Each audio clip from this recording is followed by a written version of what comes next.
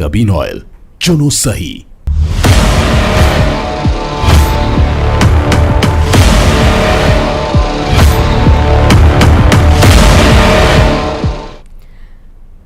नमस्कार, बहुत स्वागत है आपका। महासंग्राम आप देख रहे हैं और मैं हूं रीनू। सबसे पहले बात करेंगे मुरैना में जन्मदिन की पार्टी में हर्ष फायरिंग का मामला सामने आया। पार्टी के दौरान 4 से 5 राउंड फायर किए गए। हर्ष फायरिंग का वीडियो भी वायरल हुआ है। वीडियो सामने आने के बाद पुलिस मामले की जांच में जुट गई है। सिटी कोतवाली के जिला अस्पताल का ये पूरा मामला सामने आया है और ये देखिए किस तरीके से कई राउंड यहां पर फायर किए गए हैं। दरअसल मुरैना में जन्मदिन की पार्टी मनाई जा रही थी और ये एक्सक्लूसिव तस्वीरें आपको दिखाई जा रही हैं। हर्ष फायरिंग पर सख्त रोक है और संवाददाता अमित जुड़ गया। अमित, सख्त रोक है हर्ष फायरिंग पर, बावजूद उसके हम देखते हैं कि कुछ भी खास मौका होता है हर्ष फायरिंग होती। पूरा मामला बताइए, क्या कुछ एक्शन इस पर लिया गया? देखिए, बिल्कुल आपको बता दूं कि ये पूरा घटनाक्रम कोतवाली थाना क्षेत्र के जिला अस्पताल के पीछे का है, जहां पर जन्मदिन की पार्टी थी। इस दौरान हर्ष फायरिंग की गई। हर्ष फायरिंग इतनी एक बार नहीं बल्कि 2 बार नहीं, एक के बाद एक करके लगभग 4 से 5 राउंड फूके जाते हैं। खास बात तो ये है कि मुरैना में एक तरीके से ट्रेंड चल गया है कि कोई भी खुशी का अवसर होता है तो लोग हर्ष फायरिंग जरूर करते हैं। यही वजह है कि कई बार हर्ष फायरिंग के मामले में मामले दर्ज हुए हैं। खास बात तो ये है कि कई बार घटनाएं सामने आई हैं। कई लोगों की हर्ष फायरिंग के दौरान जान जा चुकी है। पोरसा इलाके में देखा गया था कि हर्ष फायरिंग के दौरान एक व्यक्ति की जान गई थी।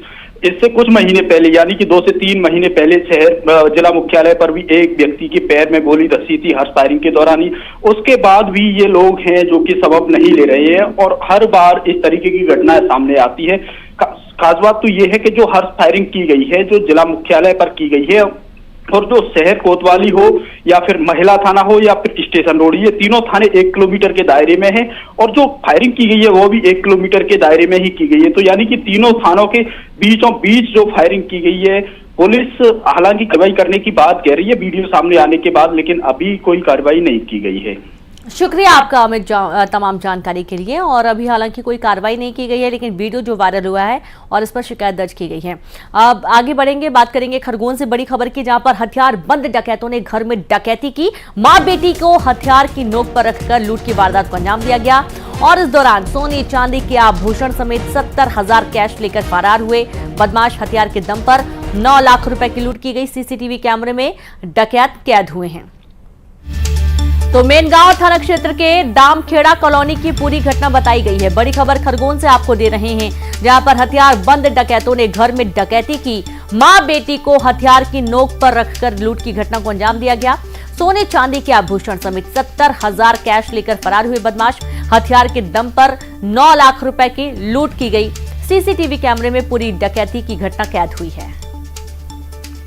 सूचना मिली है, वहाँ पर टीम रवाना की है। मौके पर फरियादी से हम लोग पहुँच करके बात कर रहे हैं और जैसा भी जो भी घटनाक्रम होगा उसमें वैधानिक कार्रवाई की जा रही है। 2 बजे चोर आए, 8 से 10 लोग थे, वो हमारे पास आए और ऐसे चाकू निकाल लिया। मम्मी के ऊपर बंदूक रख, मेरे ऊपर बंदूक रखने के बाद उसने बोला कान के निकाल के दे तेरे, नहीं तो तेरे को मार डालूँ, तेरे बेटी को मार डालूंगा। तो मैंने दे दिए निकाल के कान के। एटीएम पासबुक थी वहाँ की बड़ौदा बैंक की और 70,000 रुपये नगद रखे थे मैंने, उसमें एटीएम भी रखा था, वो भी निकाल के ले गए। और जिसके बाद सब निकालने के बाद आया और बैठ गया, बोले कि आप आवाज़ करा तेरी बेटी को मार डालूंगा। बोले सर मेरे 9 से 9.5 लाख तक की चोरी गई। आशुतोष पुरोहित जुड़ गया। आशुतोष, सबसे पहला सवाल कि ये डकैत क्या कोई पहचान के थे? किसी पर कोई शक है क्या? क्योंकि जिस तरीके से वो घर में दाखिल होते हैं, माँ बेटी घर में अकेली हैं, हथियार के नोक पर रखकर डकैती की घटना को अंजाम दिया गया। आशुतोष? हाँ बिल्कुल रीनू, आप सही बोल रही है। ये दामखेड़ा कॉलोनी है, मेनगांव थाना लगता है। हमारी जो मतलब जिनके डकैती की घटना हुई है, ललिता जायसवाल और उनकी बेटी रीनू जायसवाल, दोनों से बातचीत थी। दोनों घर पे अकेली थी। रीनू मैं बताना चाहूंगा कि ये विधवा महिला है और इनके पति भी नहीं है और बेटा था जो भी एक्सीडेंट में उसकी भी मौत हो गई थी। दोनों माँ बेटी अकेले घर पे थे। इस दौरान अज्ञात लोग हैं, ये करीब आधा दर्जन से अधिक, मतलब वैसे बेटी रीनू ने बताया करीब 8-9 लोग होंगे और ये पहुंचे करीब 2:30 से 3 बजे रात की घटना बताई जा रही है। और इस दौरान पहुंचकर इन्होंने जो महिला है, महिला के 2 हार, 4 जो कान के पायजेब है और इसके अलावा 70,000 जो अलमारी में नगद रखा हुआ था, ये पूरा लेके फरार हो गए। इन्हें बंदूक की नोक बताया जा रहा है कि बंदूक की नोक पर लेके पहुंचे थे। इनके पास हथियारों से लैस थे, पत्थर भी लेके पहुंचे थे और पीछे से जो सुनसान इलाका है उससे ये लोग फरार हो गए। हमारे मेनगांव टीआई से भी बातचीत हुई, टीआई मौके पे पहुंच गए, विवेचना कर रहे हैं और टीआई का कहना है कि विवेचना की जल्दी ही आरोपी उनको पकड़ने का प्रयास किया जाएगा। लेकिन रीनू, ये कुल मिलाकर जो ये घटना हुई है और खरगोन जो दामखेड़ा कॉलोनी पास कॉलोनी कही जाती है, इस प्रकार से जो डकैती की घटना हुई है, कहीं ना कहीं उससे सनसनी जरूर फैल गई है। ठीक है, बहुत शुक्रिया आपका आशुतोष तमाम जानकारी के लिए। छतरपुर में युवक पर दिन दहाड़े फायरिंग की गई है। बाइक सवार 3 बदमाशों ने फायरिंग की घटना को अंजाम दिया। गोली लगने से युवक की हालत गंभीर है। रिक्शापुरा गांव के पास सड़क पर गोली मारी गई। ओछा रोड थाना क्षेत्र का ये पूरा मामला है। छतरपुर से आपको ये बड़ी खबर दे रहे हैं, जहां पर युवक पर दिन दहाड़े फायरिंग की गई। बाइक सवार 3 बदमाशों ने गोली मारी। गोली लगने से युवक की हालत गंभीर हो गई और संवाददाता नरेंद्र जुड़ गए। नरेंद्र, किसने गोली चलाई है, क्या कुछ कारण थे फायरिंग के? देखिए रेनू, ऐसा है, जो पूरी घटना है छतरपुर के जिले का जो ओरछा रोड थाना इलाके के अंतर्गत रिक्शापुरा गांव आता है, जहां से एक युवक जो है जिसका नाम विक्रम सिंह बुंदेला बताया गया है और कलानी गांव का रहने वाला था। और आज सुबह जब कलानी गांव से छतरपुर के लिए मजदूरी करने के लिए आ रहा था तो तभी बीच में सरेराह बीच सड़क पे ही 3 बाइक सवार बदमाशों ने देसी कट्टे से उसके ऊपर फायर कर दिया, जिसके बाद जो गोली है वो युवक के जांग में लगती है और जांग में लग जाने के बाद युवक वहीं मौके पर गिर जाता है, जैसा कि तस्वीरों में दर्शक देख रहे होंगे। और उसके बाद वहां पर अफरा तफरी मच जाती है और जो आसपास के जो लोग हैं उन लोगों की भीड़ जमा हो जाती है। पुलिस को सूचना दी जाती है, पुलिस मौके पर पहुंचती है और उसके बाद युवक को गंभीर हालत में जिला अस्पताल में भर्ती कराया गया है। घटना की वजह पुरानी रंजिश बताई जा रही है। हालांकि इस पूरे घटना के बाद ओरछा रोड थाना पुलिस मामले की जांच में जुटी हुई है। किन लोगों ने गोली मारी है, कारण क्या हो सकते हैं, इनकी भी अभी बारीकी से जांच की जा रही है। बिल्कुल, बहुत शुक्रिया आपका जानकारी के लिए नरेंद्र। तो अब मामले की जांच की जा रही है। और भिंड से खबर है, प्रिंटिंग प्रेस में आग लग गई। सूचना के घंटे बाद फायर ब्रिगेड की टीम मौके पर पहुंची। फायर ब्रिगेड जेसीबी की मदद से आग पर काबू पाया गया। कोतवाली क्षेत्र के महावीरगंज का ये पूरा मामला है, जहां पर आग लगी। बड़ी खबर भिंड से आपको दे रहे हैं, जहां प्रिंटिंग प्रेस में भीषण आग लगने का मामला। सूचना के 1 घंटे बाद फायर ब्रिगेड की टीम मौके पर पहुंची। फायर ब्रिगेड जेसीबी की मदद से काबू में आग को किया गया। कोतवाली क्षेत्र के महावीरगंज का ये पूरा मामला सामने आया है। बड़ी खबर है भिंड से। तो देखिए, जेसीबी की मदद से पहले तो जो सामान था उसे हटाया गया और उसके बाद जो आग लगी हुई थी प्रिंटिंग प्रेस में उसे बुझाया गया। काफ़ी मशक्कत इस दौरान करनी पड़ी और इसके पहले कि आग और फैलती और कुछ बड़ा नुकसान होता, आग को बुझा लिया गया था, लेकिन प्रिंटिंग प्रेस पूरी तरीके से जलकर खाक हो गया।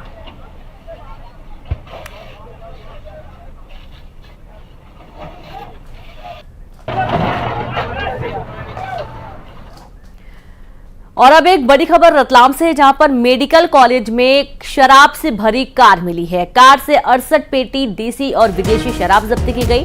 कॉलेज की पार्किंग में ये कार खड़ी हुई थी। शराब छिपाने के मकसद से पार्किंग में कार खड़ा कर दिया गया। मेडिकल कॉलेज की सुरक्षा व्यवस्था पर भी अब सवाल उठ रहे हैं। पुलिस ने आरोपी को गिरफ्तार कर लिया है। मामले की पूछताछ की जा रही है कि आखिरकार ये कार जो कि जिसमें शराब भरी हुई थी, ये यहाँ पर क्यों रखी गई थी, क्या कुछ कारण थे। मेडिकल कॉलेज के बाहर पार्किंग में कार खड़ा होना, वो भी शराब से भरी हुई ये पूरी गाड़ी थी। और एक आरोपी को भी गिरफ्तार किया गया है। मामले की जांच की जा रही है। देसी और विदेशी कई जो ब्रांड की शराब होती है वो इसमें भरी हुई थी।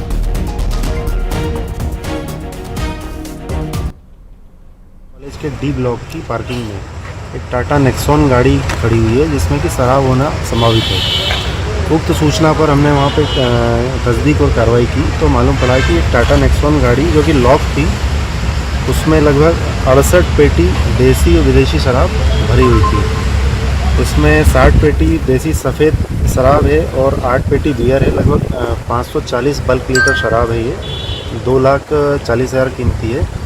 और ये जो गाड़ी है ये बसंती लाल पिता लक्ष्मी नारायण टांक निवासी सजावता की है। ये व्यक्ति को हमने कुछ दिन पहले ही शराब बेचने के केस में बंद किया था, तो ये इससे हमारे पुलिस वाले परिचित थे। उक्त गाड़ी की तस्दीक की जा रही थी, तभी वहाँ पर जो आरोपी है प्रिंस पिता बसंती लाल टांक, जो कि बसंती लाल का लड़का है, ये भी मेडिकल कॉलेज में संदिग्ध अवस्था में घूमता हुआ मिला था। इसको जब हमने हिरासत में लेके पूछताछ की तो इसने स्वीकार किया कि ये दारू जो है उसके घर पे रखी थी, जो उसने संभवतः डर के मारे गाड़ी में रख के और वहाँ पर मेडिकल कॉलेज की पार्किंग। तो सुना आपने। और अब एक बड़ा सवाल ये भी है कि अगर इसने इसके घर में शराब रखी थी, डर के कारण इसने गाड़ी में रख लिया, मेडिकल कॉलेज के पास लाकर गाड़ी क्यों पार्क किया? संवाददाता शैलेंद्र भदौरिया जुड़ गया। शैलेंद्र, बड़ा सवाल ये कि घर में शराब रखी थी, इतनी बड़ी मात्रा में शराब इसके पास आई कहां से, और मेडिकल कॉलेज की पार्किंग में लाकर गाड़ी खड़ी कर रहा है। क्या उस दौरान गेट के पास कोई चेकिंग नहीं हुई, और ये शराब कहां लेकर इसको जाना था? सबसे बड़ा सवाल शैलेंद्र।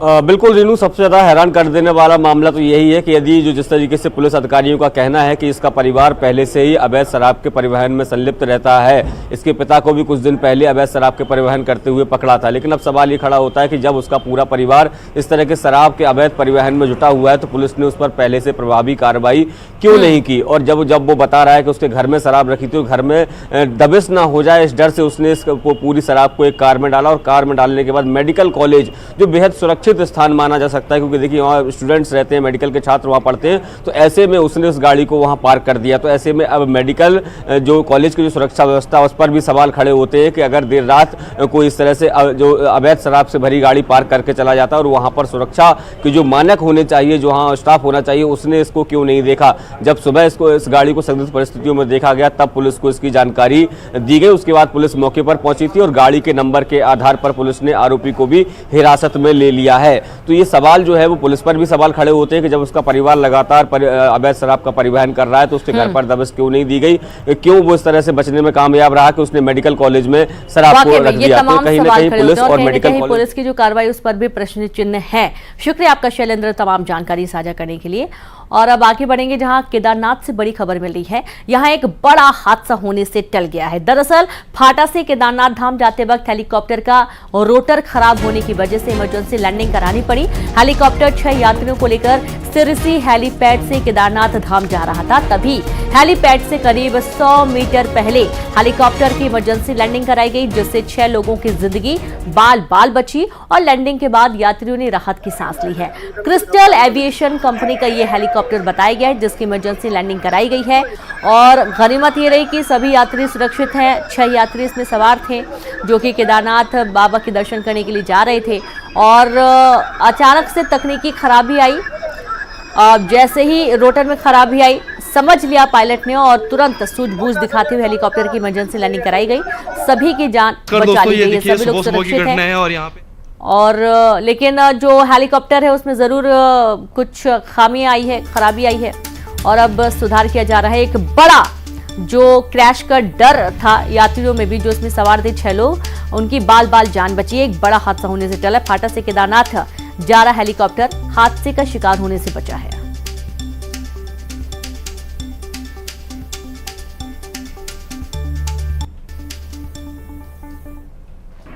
आज सुबह क्रिस्टल कंपनी ने सिरसी से उड़ान भरी थी। उड़ान भरने के बाद उसको केदारनाथ धाम पहुंचना था।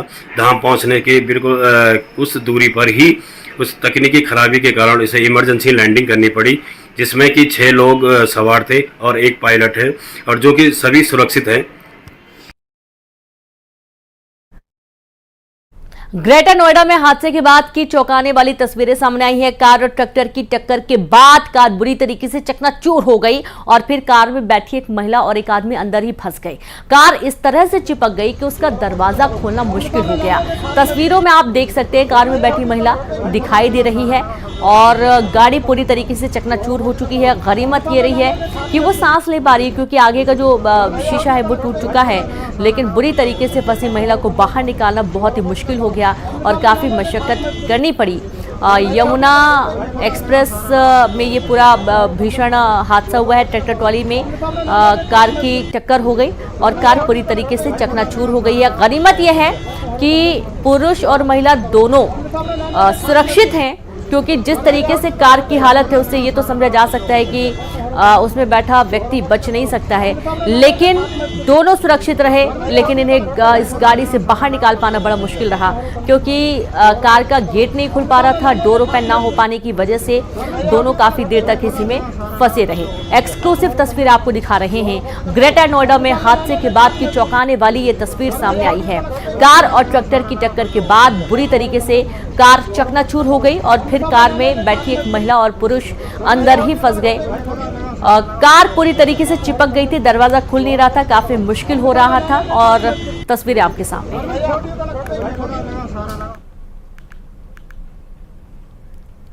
और अब खबर दुर्ग से, जहां XUV को टक्कर मारकर मकान में घुसा ट्रक, घर में सो रहे लोग बाल बाल बचे। बाउंड्री वॉल तोड़कर घर के अंदर जा घुसा ट्रक, भिलाई के कोहका कुरूद मार्ग की ये पूरी घटना है। कार में सवार 2 लोग घायल हो गए हैं, घायलों को अस्पताल भर्ती किया गया है। और संवाददाता मिथिलेश जुड़ गए। मिथिलेश, XUV को टक्कर मारकर मकान में ट्रक जा घुसा, कैसे हुआ ये हादसा? निश्चित रूप से एक बड़ा हादसा हुआ है। गनीमत ये रही कि इसमें किसी की जान नहीं गई। मामले में 2 लोग घायल हैं जिनको अस्पताल में उपचार चल रहा है। ये पूरी घटना जो है वो भिलाई के कोहका कुरुद मार्ग में घटित हुई है, जब ट्रक चालक ने XUV को टक्कर मारी और ये इतनी जबरदस्त टक्कर थी कि XUV के परखच्चे उड़ गए और ट्रक जो है वो अनियंत्रित होकर घर के अंदर जा घुसा। वो तो गनीमत ये रही कि बाउंड्री वॉल के अंदर घुसा, नहीं तो थोड़ा सा और आगे बढ़ता तो घर के अंदर तक घुस जाता। पूरे मामले में पुलिस जांच कर रही है और जांच में ये पता चला है कि जो ट्रक चालक है वो शराब के नशे में था। उसको कुछ समझ में भी नहीं आ रहा था कि ट्रक कैसे चल रहा है, क्या है। और उसको वो जब उससे पूछताछ की गई तो वो कुछ भी नहीं बता पा रहा था। लेकिन जो फौरी तौर पर जो प्राथमिक जानकारी आई वो यही हुआ कि ट्रक जो है वो अनियंत्रित होकर पहले XUV पे टक्कर मारता है और उसके बाद में वो सीधा घर के अंदर घुस जाता है। पूरे मामले में पुलिस जांच कर रही है। जी बिल्कुल, बहुत शुक्रिया आपका मिथिलेश तमाम जानकारी के लिए। और गरियाबंद से खबर है, जहां पर अवैध रेत खनन पर कार्रवाई की गई। रेत खनन करते 9 ट्रैक्टर 2 हाईवा जब्त कर लिए गए। पितई बंद और हथखोज खदान में ये कार्रवाई की गई है। राजिम थाने को सौंपे गए सभी जब्त वाहन। न्यूज 18 ने प्रमुखता से खबर को दिखाया था। खबर दिखाए जाने के बाद ये कार्रवाई हुई है। बड़ी खबर गरियाबंद से आपको देना है।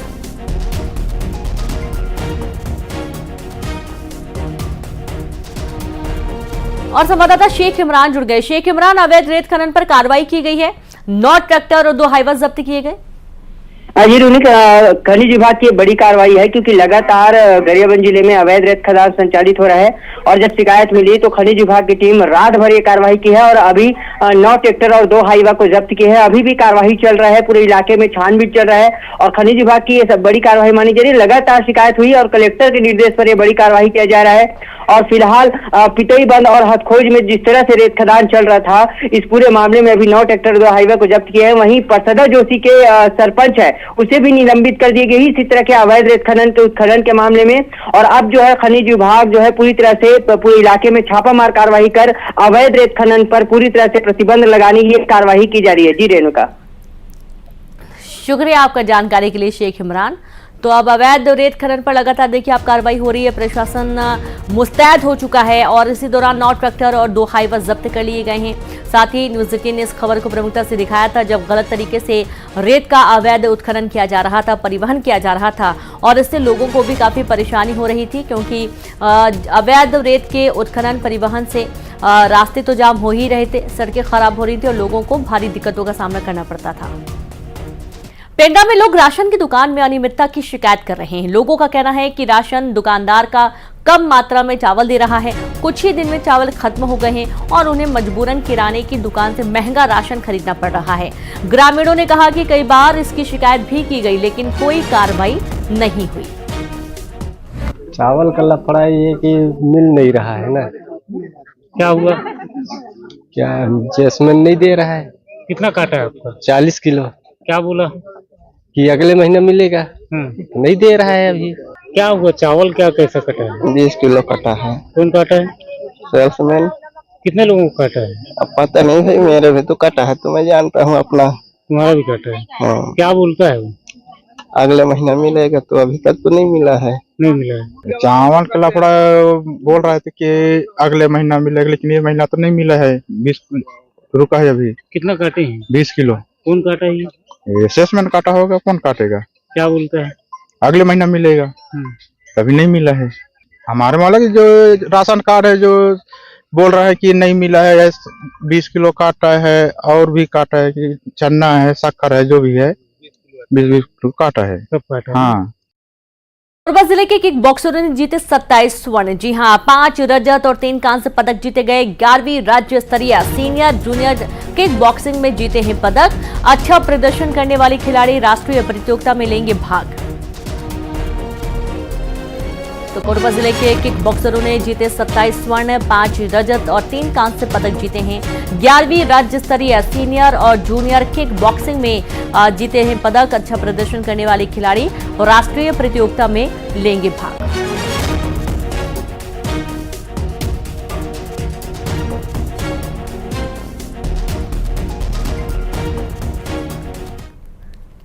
और इसी बीच एक अहम खबर, जहां उज्जैन पहुंची राजमाता सिंधिया की अस्थियां संख्या राजा धर्मशाला में रखी गई अस्थियां। जन प्रतिनिधि और समाज सेवी देंगे श्रद्धांजलि। कलश यात्रा के बाद शिप्रा नदी में विसर्जित की जाएंगी अस्थियां।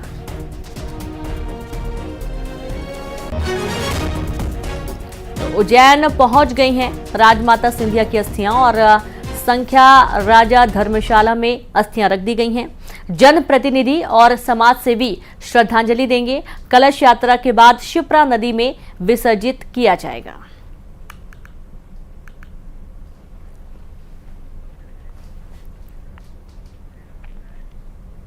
खबरों में फिलहाल इतना ही। नमस्कार।